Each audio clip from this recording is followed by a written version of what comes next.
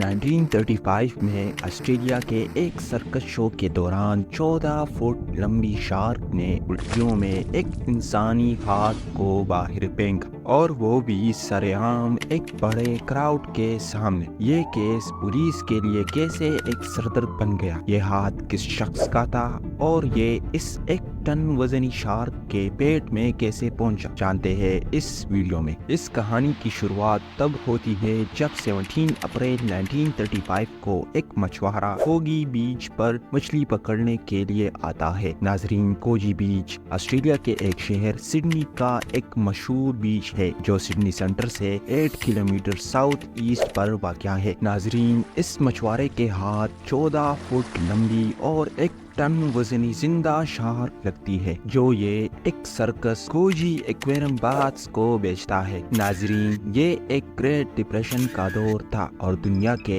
بڑی economies collapse کر گئی تھی۔ آسٹریلیا میں بھی بہت سے بزنسز کولیپس کر گئے تھے۔ سڈنی میں ایکویریمز اور سوئمنگ باتھ کا حال برا چل رہا تھا۔ تب کوجی ایکویریم باتس کے مالک کسٹمرز کو اٹریکٹ کرنے کے لیے اس 14 فٹ لمبی شارک کو خرید لیتا ہے اور اسے پبلک میں ڈسپلے کرنے کا سوچتا ہے۔ ان سالوں سڈنی میں شارکس پبلک کے درمیان انیمی نمبر 1 تھے، کیونکہ اس سے پہلے فیبروری اور مارچ میں 3 نوجوانوں کو نیو ساؤتھ ویلز بیچ پر شارکس کہا گئے تھے۔ سڈنی کے بیچز پر ان شارکس سے چھٹکارا حاصل کرنے کے لیے بونٹی ہنٹرز کو بھی امپلوائے کر دیا گیا تھا۔ ان صورتحال کو دیکھ کر پبلک بھی اب ان خونخوار شارکس کو دیکھنا چاہتی تھی۔ تب کوجی ایکویریم باتس اپنے سرکس میں 25 اپریل اینزک ڈے پر اس شارک کو پبلکلی ڈسپلے کرتی ہے۔ تب سڈنی کی ایک بڑی کراؤڈ اس شارک کو دیکھنے کے لیے آتی ہے، پر یہ شارک اس دن کچھ بیمار سا تھا۔ کچھ گھنٹے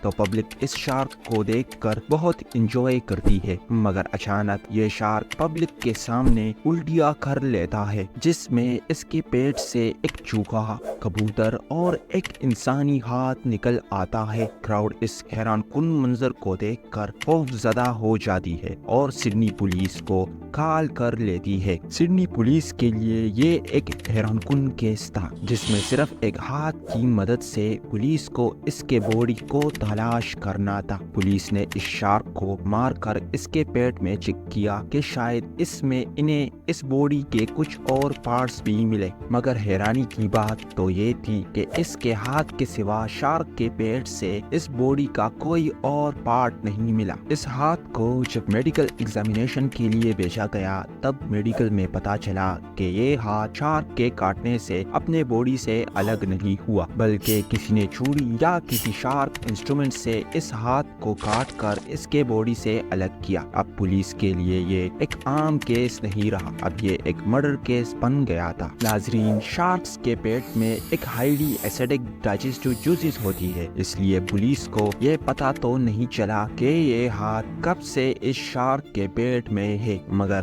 ایک اسٹیمیٹ کے مطابق یہ ہاتھ 8 سے 18 دن تک اس شارک کے پیٹ میں پڑا ہوا تھا۔ یہ ہاتھ کچھ حد تک سلامت تھا، اس لیے اس ہاتھ پر ایک 2 باکسر کی ٹیٹو کو بھی آئیڈینٹیفائی کر دیا گیا، مگر اب بھی سڈنی پولیس کو اس ہاتھ کے مالک کو آئیڈینٹیفائی کرنے میں مشکل آ رہی تھی، اس لیے پولیس نے اس کیس کو نیوز پیپر میں پبلش کر لیا۔ نیوز پیپر میں اس رپورٹ کو دیکھ کر ایڈول اسمتھ نے پولیس سے کانٹیکٹ کیا اور یہ بتایا کہ یہ ہاتھ اس کے بھائی جم کا ہے جو کچھ مہینوں سے لاپتہ ہے۔ پولیس نے جب اس ہاتھ کے فنگر پرنٹس جم کے فنگر پرنٹس کے ساتھ میچ کیا تو یہ پتا چلا کہ یہ ہاتھ واقعی میں 45 سالہ جم اسمتھ کا ہے، جو 7 اپریل سے کہیں غائب ہے۔ جم ایک بینکرپٹ کنسٹرکشن بلڈر تھا اور پارٹ ٹائم میں باکسنگ بھی کرتا تھا۔ پولیس ریکارڈ میں جب دیکھا گیا تو جم پر کئی چھوٹے موٹے کرمنل کیسز بھی تھے۔ ان کرائمز نے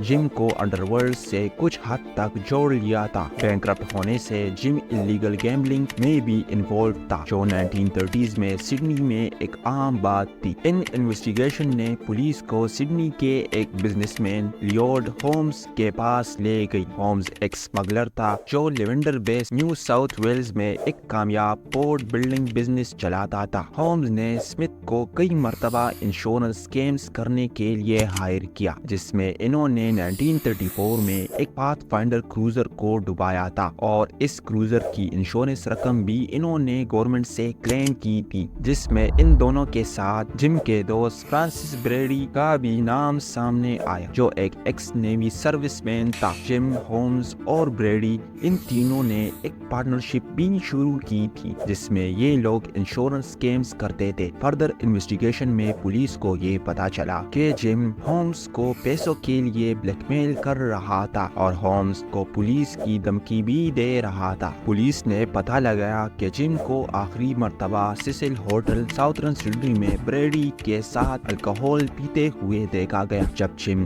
آخری بار گھر سے نکل رہا تھا تو اس نے اپنے وائف کو بولا کہ وہ فشنگ کے لیے جا رہا ہے۔ بریڈی نے جم کے غائب ہونے کی وقت دریا کے کنارے ایک کوٹیج بھی رینٹ پر لیا تھا۔ پولیس کے ایزمپشن کے مطابق جب جم ہومز کو پیسوں کے لیے بلیک میل کر رہا تھا تو ہومز نے بریڈی کے ہاتھوں جم کا مرڈر کر لیا۔ پولیس کے مطابق بریڈی نے جم کو اسی کوٹیج میں مار دیا اور پھر اس کی باڈی کو کاٹ کر سمندر میں پھینک دیا۔ شاید پھر اس ہاتھ کو شارک نکل گیا تھا۔ پولیس نے جم کی بچی ہوئی باڈی کو ریکور کرنے کے لیے آسٹریلین نیوی اور ایئر فورس کی مدد لی اور پورٹ ہیکنگ اور گنماٹا بے کا سرچ آپریشن شروع کر لیا، مگر بہت سے کوششوں کے بعد انہیں جم کا بچا ہوا جسم کبھی نہیں ملا۔ پولیس کے پاس ایزمپشنز کے سوا بریڈی کے اگینسٹ کوئی پروف نہیں تھا، اس لیے 12 جون کو کورٹ نے بریڈی کو رہا کر دیا۔ اس کیس سے ریلیٹڈ پولیس کو کوئی پختہ ثبوت نہ ملنے کی صورت میں آخر کار اس کیس کو پوری طرح کلوز کر دیا گیا۔ امید ہے ٹیلز آف یور کی یہ ویڈیو آپ سب کو بھرپور پسند آئی ہوگی۔ اس ویڈیو کو لائک، چینل کو سبسکرائب کرنا نہ بھولیے گا۔